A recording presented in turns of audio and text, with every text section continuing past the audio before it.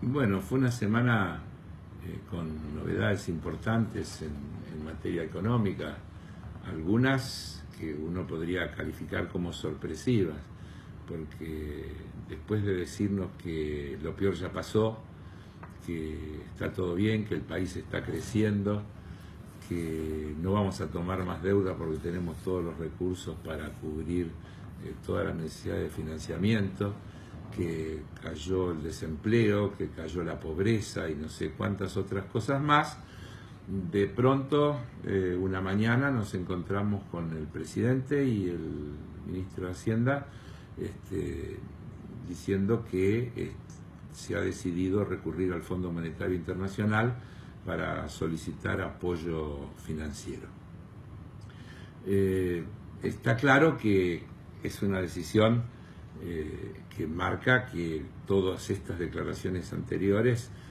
no estaban sustentadas en la realidad, porque es difícil pensar que de un día para el otro la situación cambia de esta manera. Cierto es que hubo factores externos, problemas que tienen que ver con la suba del bono a 10 años de los Estados Unidos, el conocimiento de que Estados Unidos va a ser un gran demandante de fondos en función de la necesidad de cubrir su propio problema de déficit de balanza de pagos, generaron una revaluación del dólar frente al conjunto de las monedas, y así observamos que hubo cambios en las paridades con la mayoría o con la totalidad de las monedas de los distintos países del mundo. Pero esto en la Argentina aparece potenciado en una dimensión superior a la media, y por lo tanto hay que pensar que hay factores que exceden el factor externo. Seguramente tienen que ver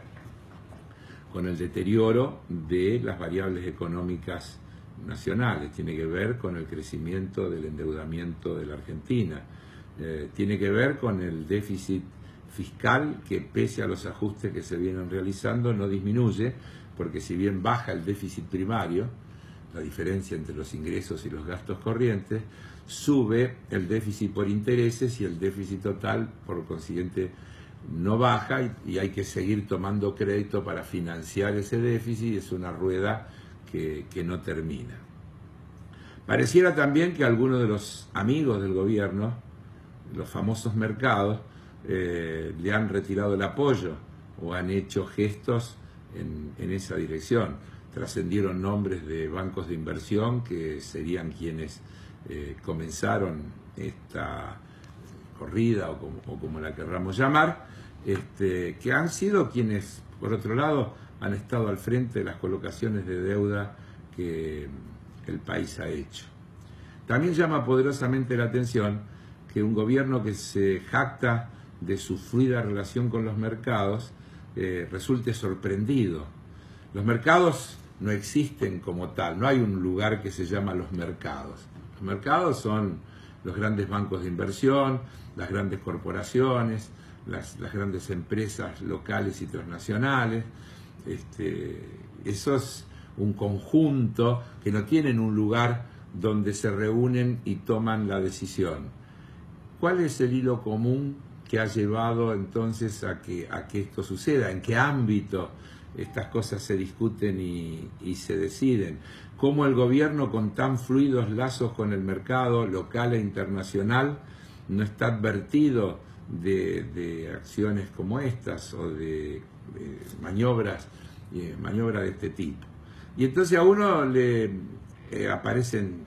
por lo menos dudas para pensar. ¿Está tan molesto el gobierno con que haya variado el tipo de cambio como ha variado? Un dato para referenciar. Tomando el valor del dólar del día 10 de mayo, el tipo de cambio real multilateral, es decir, aquel que mide el nivel de competitividad que tiene la moneda del país de acuerdo a los flujos comerciales que tiene con los distintos países del mundo, está ligeramente por debajo del nivel que tenía al momento de producirse la devaluación inicial cuando asumió el gobierno de Mauricio Macri. Es decir, que podríamos decir que a nivel de tipo de cambio vinculado al comercio exterior, ese tipo de cambio del 10 de mayo es similar al que produjeron cuando devaluaron. Por lo tanto, uno puede concluir que no es un lugar donde el gobierno se encuentre incómodo. Pero nosotros hemos repetido una y otra vez que el problema es el de la frazada corta. Si quieren utilizar el tipo de cambio como ancla para que no se disparen los precios, se le atrasa el tipo de cambio y Argentina tiene una invasión de importaciones, tiene un déficit comercial brutal, que este año se estima en 10.000 millones de dólares. Si quieren actualizar el tipo de cambio, como esto está regido por la más absoluta libertad de mercado, eso se traslada a precios, es decir, sigue creciendo la inflación, sigue aumentando la brecha entre el poder adquisitivo del salario y lo que valen las cosas, y entonces se le produce una agudización del problema social. La pregunta a esa altura sería, ¿y está tan descontento el gobierno con esta situación donde los salarios en dólares se atrasan, pierden valor? ¿O formará parte también de la tan mentada búsqueda de rebaja de los costos para poder ser competitivos a nivel internacional? Es decir, no se puede dejar de pensar que muchas de estas cosas forman parte de una planificación, lo cual no quiere decir que les salga bien o que sea exitosa. Van al Fondo Monetario Internacional porque están en una situación realmente grave,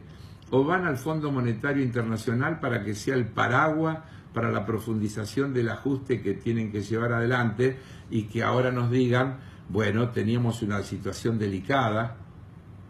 desde luego volverán a hablar de la pesada herencia, aunque cada vez les resulta más difícil hacerlo, tenemos una situación delicada y esa situación delicada nos llevó a ir al Fondo Monetario y el Fondo Monetario para prestarnos nos pone una serie de condiciones y esas condiciones tienen que ver con que hay que hacer un ajuste más grande y entonces seremos menos gradualistas y entonces tenemos que achicar el déficit fiscal y para achicar el déficit fiscal necesitamos bajar el gasto previsional y entonces tendremos que cambiar